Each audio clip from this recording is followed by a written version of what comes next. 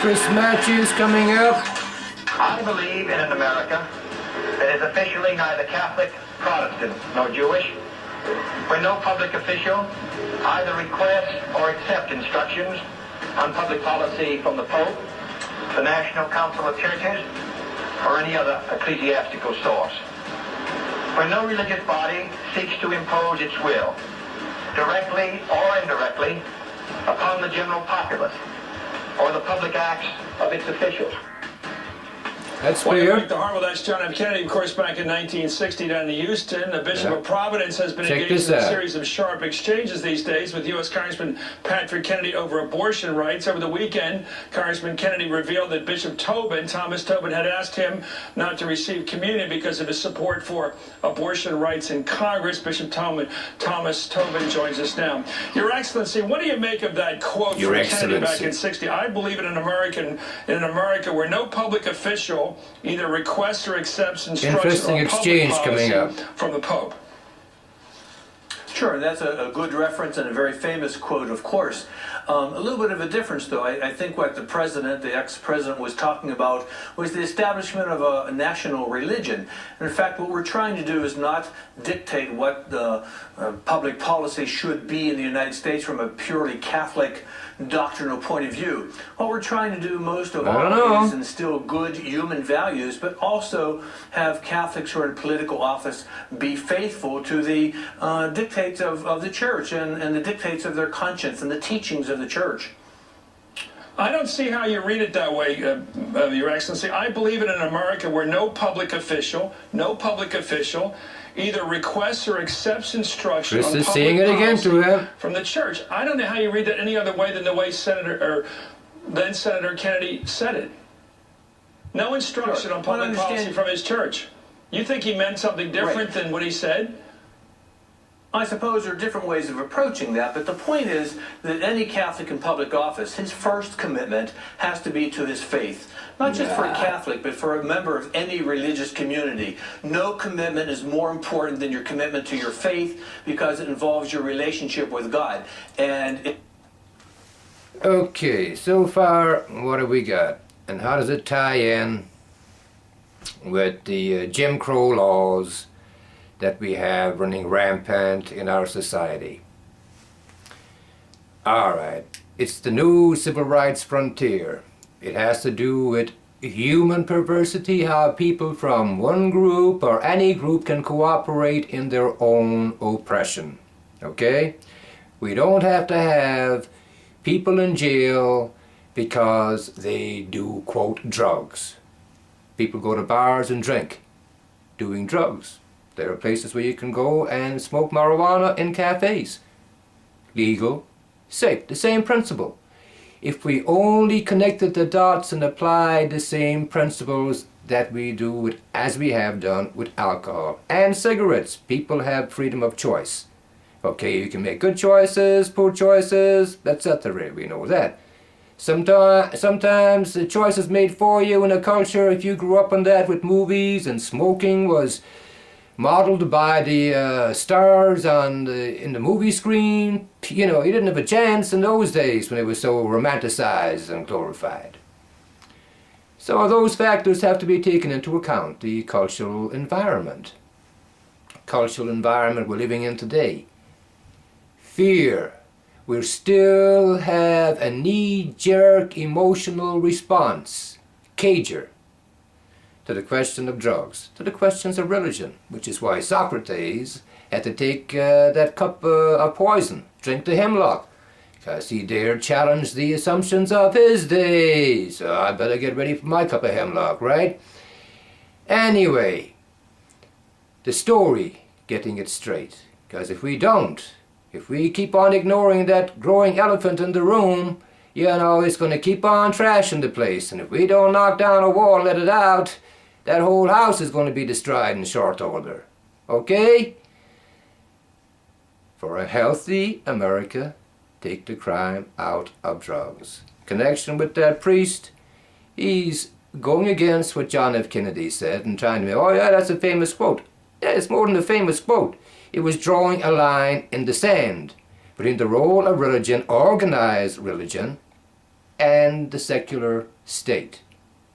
Okay? When somebody runs for office, they're going on the Constitution and the Bill of Rights.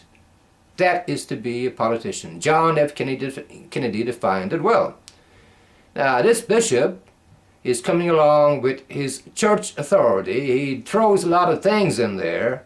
He's throwing, follow your faith, freedom of conscience. Well, sometimes they contradict. If you're talking about freedom of conscience, how come Kennedy wasn't allowed freedom of conscience?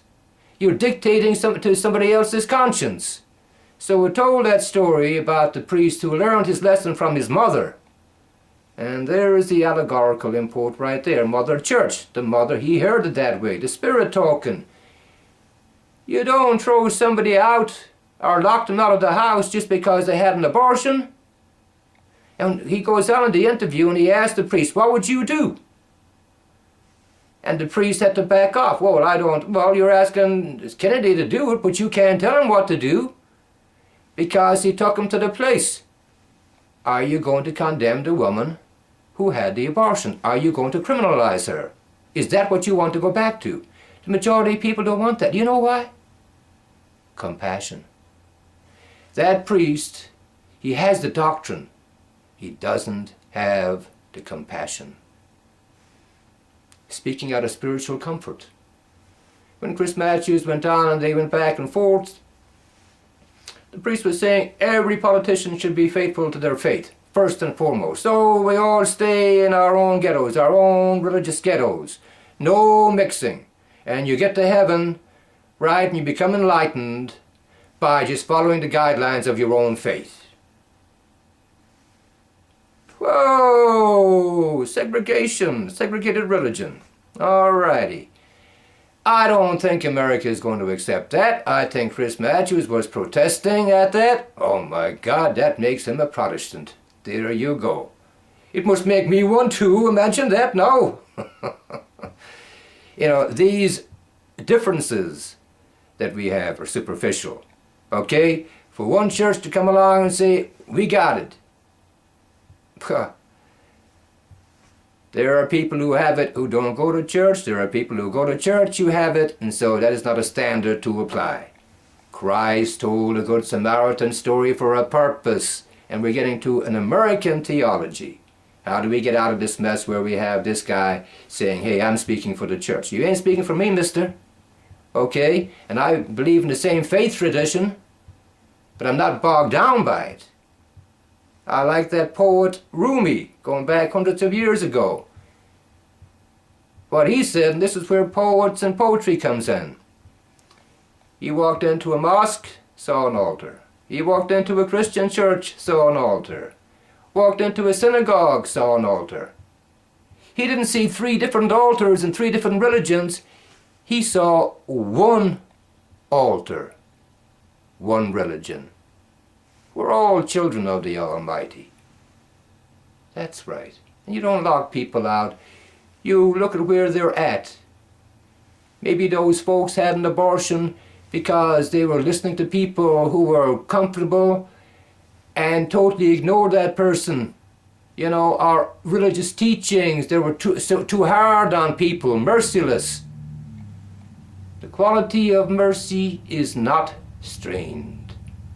It droppeth as the gentle rain from heaven upon the place beneath. It is twice blessed, blessed by him and him that takes.